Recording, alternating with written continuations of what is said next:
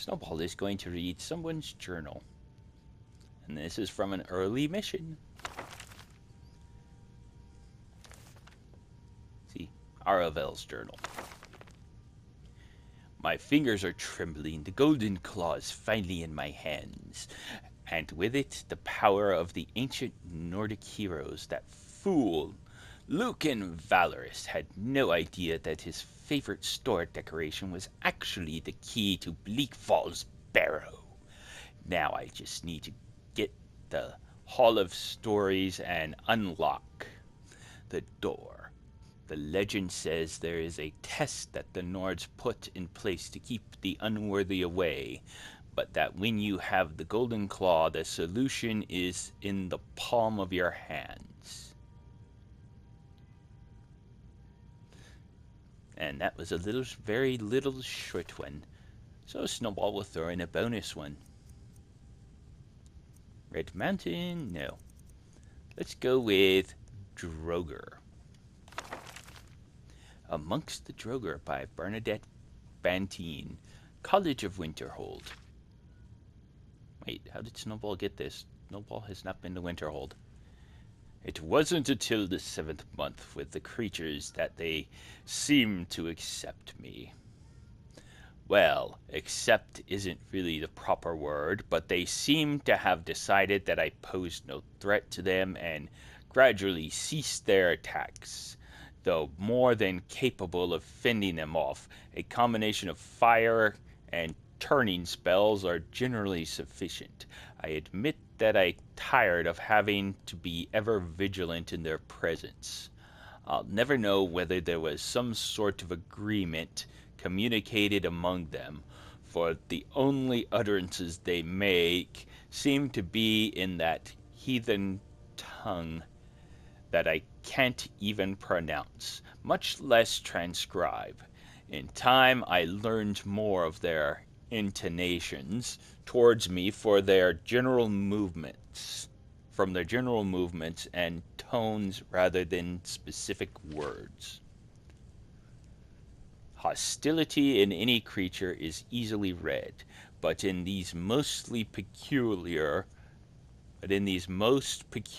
of the living dead, which with such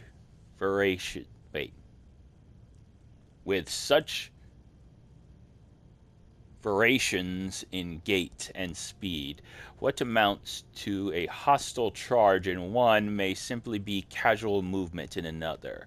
The eyes seem to be key to their intent, and I will confess to more than one dream haunted by glowing pinpoints in the darkness. I had always wondered why the ancient priests of the dragon cult insisted their followers be buried with them. It seems the height of pagan vanity to drag your conscripts to their death along with you. But as I interrogated into their presence, I began to observe the reason. Every day a different set of Draugr would awaken, shamble their way to the sarcophagus of their priest, and prostrate themselves before it. Several hours of this, followed by a meticulous cleaning of the area. It would appear that the adherents of the dragon priest continued their worship of him in death, which would also explain the ferocity with which they defend his chambers. It took several weeks before I felt comfortable approaching the dragon priest's resting place myself, inch by inch, until the snarling Draugrs around me seemed to tire of fending off my timid presence. I was able to set some simple scrying spells around the tomb, that I might get a sense of what magic energies resided there. When the next group of Draugr came to pay homage to the priest, I noted a sort of transferal happening, a distinct flow of life force between the adherents and the master. It was here that I finally understood the dragon cult's notion of resurrection. The second eternal life was only promised to those who ascend to the priesthood, but the lesser functionaries contributed the life force to sustaining them for eternity. I don't know what sort of eternal wellspring they draw from, but it's clear that each Draugr carries only the barest whisper of life in it, and rekindles it nightly while resting in its niche. I now believe that the grotesque forms that we see in the barrows were in fact buried fully as men and women, and only over the thousands of years that have passed withered into the wretched things we know. If we had visited the barrow directly after its construction, we might not have even known any of its inhabitants were dead. These discoveries and extrapolations excite me, and my mind aches to return to the barrows. I have only paused here at the college to transcribe these notes and gather further supplies for a more extended stay.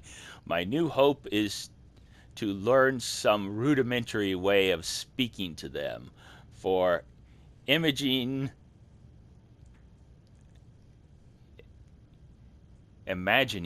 what they could tell us of the early mists of time is staggering. And Snowball has read Amongst the Draugr. Snowball didn't want to give that cheap little one-page journal its own episode. So, 2 books in one thing. Have a good day. Bye-bye.